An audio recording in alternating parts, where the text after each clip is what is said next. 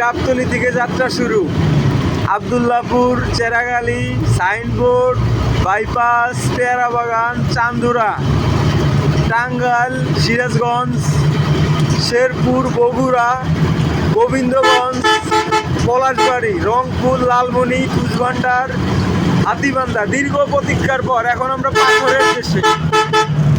পাথরের দেশে আছে। যে ইন্ডিয়ান গাড়ি, আমার উস্তাদ তো পুরো অস্থির মুডে আছে। এই যে দেখেন, শুধু পাথর আর পাথর। দীর্ঘ প্রতীক্ষার পর পাথরের দেশে প্রবেশ করলাম, আর 5 মিনিটের ভিতরে ইন্ডিয়া প্রবেশ করব। দেখছেন পাথর।